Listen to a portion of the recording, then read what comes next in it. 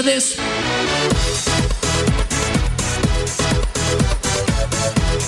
TPR Nation, this is Jamie Shalansky in an episode of Worlds to Conquer, where we are unpacking some of the tips and tricks of Surge. So Surge is a specific time block period of time in which the financial advisors in our office meet with all clients.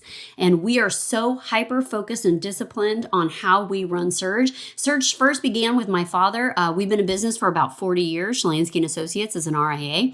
And he used a concept with Dan Sullivan about planning days, strategic days, buffer days. And as we've gone on year to year, we've really kind of perfected the process. And in true Shalansky fashion, ramped up the discipline and asked ourselves if we could be better and better and better at Surge. And you know, as a listener of the Perfect RIA, that the word perfect is because we are in pursuit of perfection. We are constantly looking to level up. We are looking for cross collaboration. We are looking to change the RIA space so that it is no longer lonely, but instead strategic, where we are all delivering massive value to clients, which is really what this is about, because we have the capacity to radically change client lives. And we do that when we come together in a safe space like this and we talk about the best practices and stop hoarding them like there's some kind of industry secret that's going to steal all your success. In our last couple of episodes, we went through calendaring, how we block out Surge specifically within our RIA, as well as how Matthew Jarvis does his. And then we really went into the value adds, what we're talking to clients about, how we're delivering those, how we're getting the team bought into those during the process, and then how every pre-Surge and post-Surge, we're redefining it so that we get better and better and better. We have not mastered and perfected Surge, but man, are we pretty darn close. So we're always looking for that. So during this episode, I want to talk to you about the tips and tricks that I use to make Surge very harmonious in our office, or as harmonious as possible. So our Surge is 4 weeks long. We do it mid-March to mid-April, right around tax time. We sprinkle in Surge during the summertime. We live in Alaska up here, so we do it when the fish aren't running because everyone else is out slaying salmon too. And then we always run our Surge between October and November at the end of the year. Why? It's a great time to do estate planning. We're doing year-end events. We're doing a lot of Roth conversions, except for this year when the markets were down. And then we started doing a little bit prematurely, started converting those ahead of time. So as we run those different Surges, I am always regrouping with my team ahead of Surge. And there are things that I'm doing to make them intentional and make sure that this is set up for success for them. So as I unpack these, do not roll your eyes, do not dismiss them, because I doubt you have mastered the basics I'm about to walk you through. All right, so dress code. I once heard from a financial advisor that said, if I have to tell my employees how to dress, then they are not ready for this job. Okay. How many financial advisors offices have you walked into, and the financial advisors could be easily distinguished from the rank and file because of their wardrobe? At our business, the financial advisors, especially the men, are in 3-piece suits, and the ladies are in dresses, skirts, slacks, or work appropriate.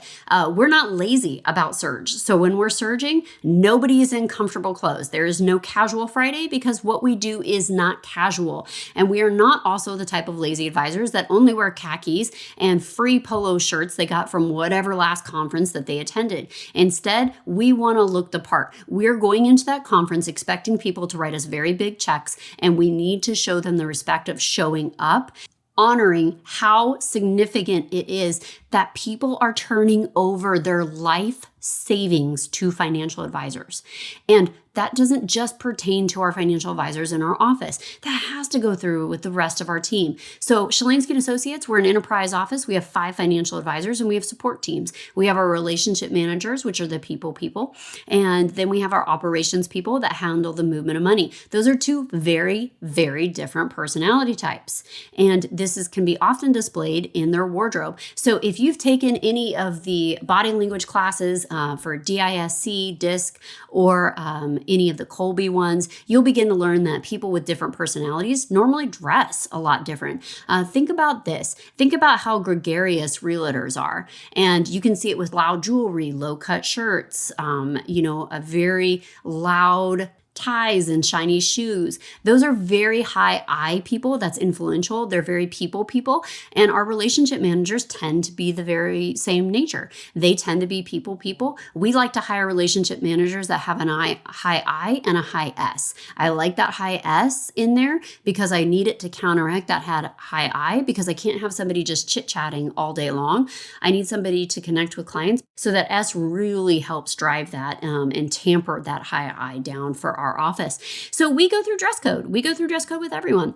If you want to set yourself up for success instead of failure, don't be the one to deliver this message to them. Before Nordstrom's closed in Alaska, we would go over there with one of their inventory specialists or their personal stylists, and I would have a dress for success class. I mean, back to the 1980s book, Dress for Success, where they talk about glasses and statement pieces and jewelry. I've taken my whole office on a shopping spree before, given them each allowance and had a stylist help them pick out certain pieces of it. Why? Because this is stuff that they may not have been trained to do before, especially this younger generation. I don't want to hear how they don't understand it, or they're so casual, or their tracksuits, blah, blah, blah. Somebody raised them.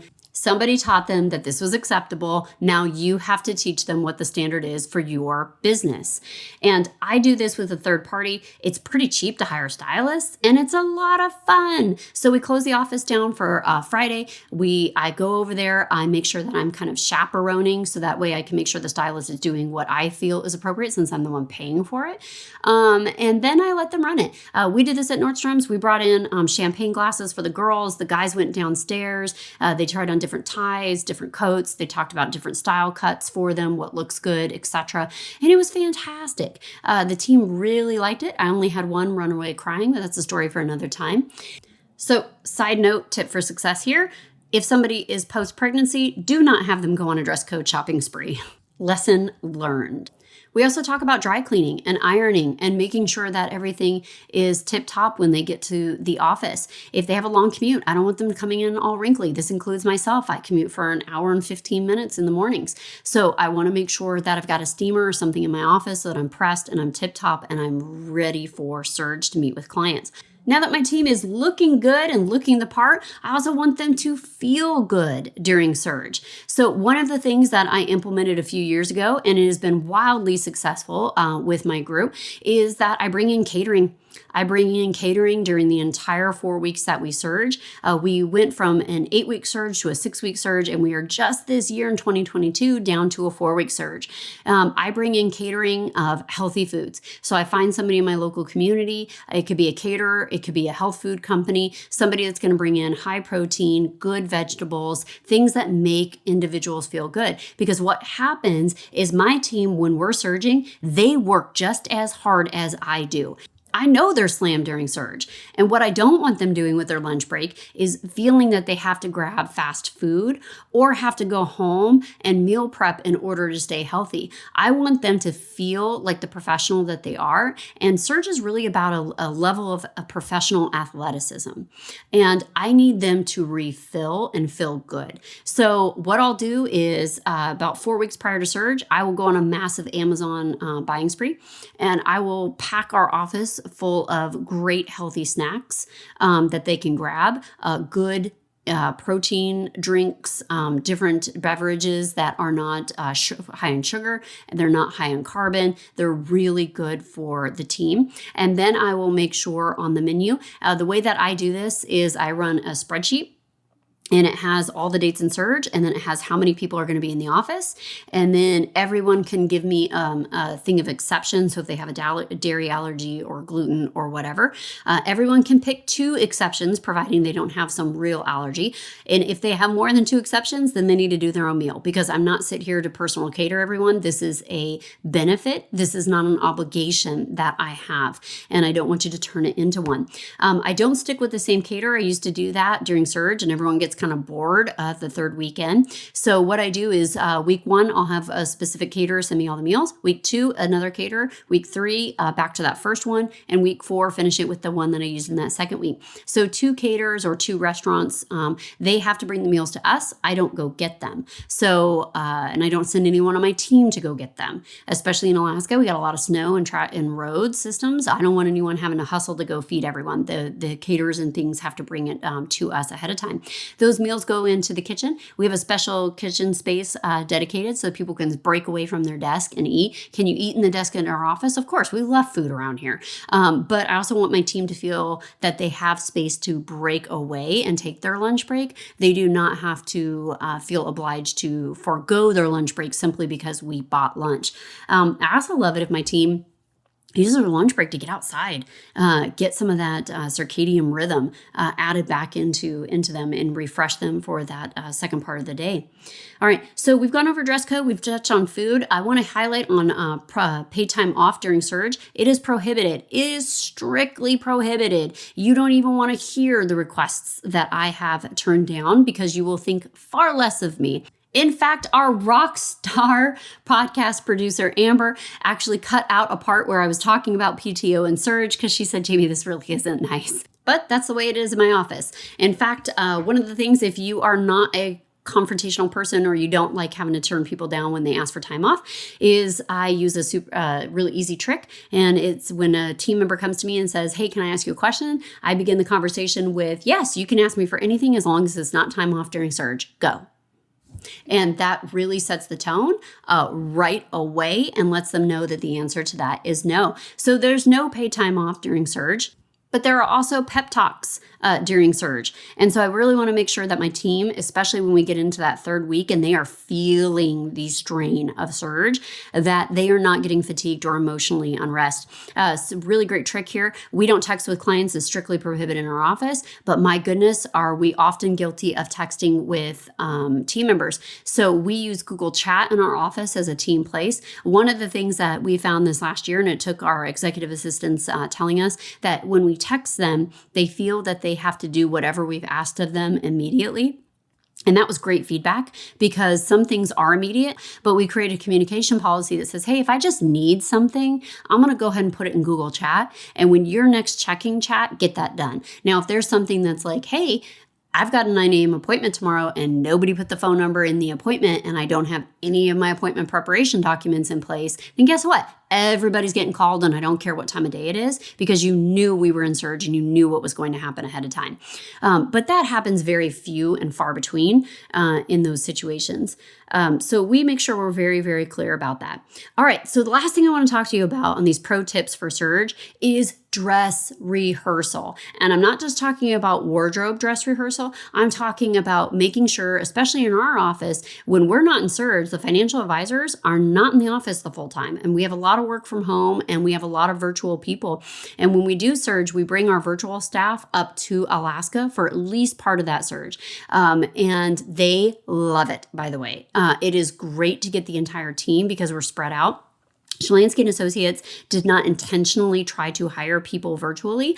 We employ a lot of military wives, and when their husbands PCS out of Alaska, if they're really talented and we want to keep them on board, we do, and we find a way for that to work.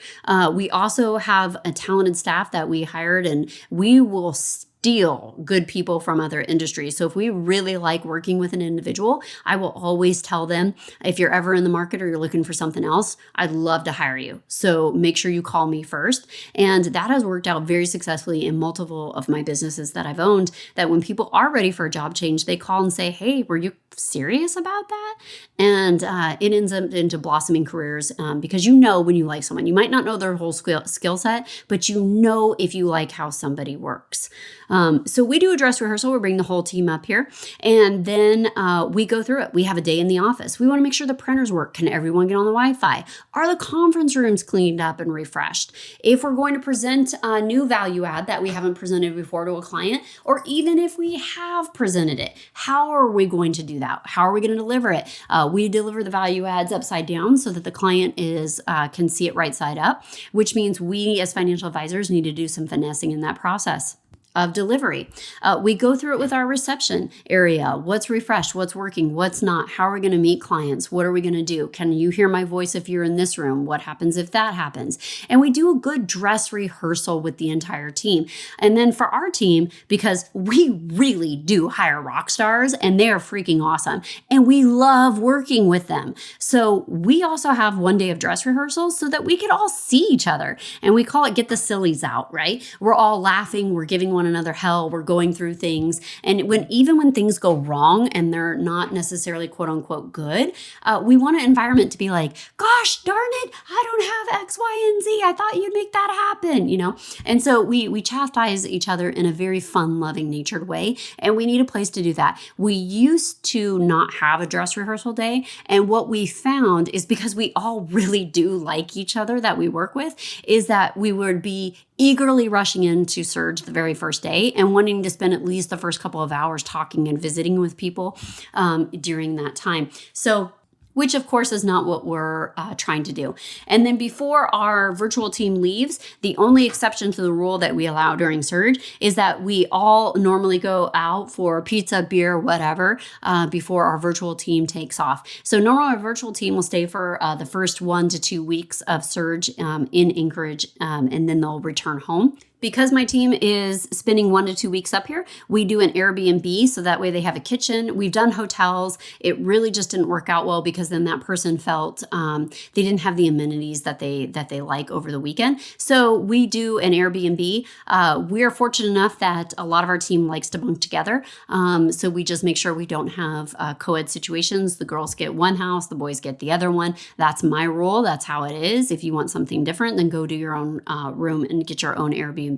I do pay for the airfare. I pay for the Airbnb when the team is up here. And so far, I don't have any abuses on this policy. If you are going to do something like that with your virtual team, really, really strong pro tip that you need to listen to is set expectations early and often. So I let my team know what I pay for and what I don't pay for. What I hate happening is somebody sending me receipts for every Coca-Cola they bought at $4.50 in the airport, or going out to $100 meal and sending me a receipt to cover it when I know when they were at home, they wouldn't do the same. I don't like it. It feels ungrateful to me. It gets under my skin. So I set good expectations of here's what's allowed, here's what's not allowed, here's your allowance. And then I don't want any part of that. You got to send it over to the accountant, because otherwise it's not a situation where I'm set up for success, especially because my driving character value is gratitude. So these are the tips and tricks. These are just some of the ones that we've learned in negotiating Surge. And if you had to say, okay, what are the tips and tricks I'm going to implement right away? These are my 4 top must. So making sure you have the dress code. If you have one for your office, remember the work you're doing is not casual. People are handing over their entire life savings. And even more so than that, they are trusting that if something happens to them, you are going to help financially take care of their spouse by making sure everything is in order.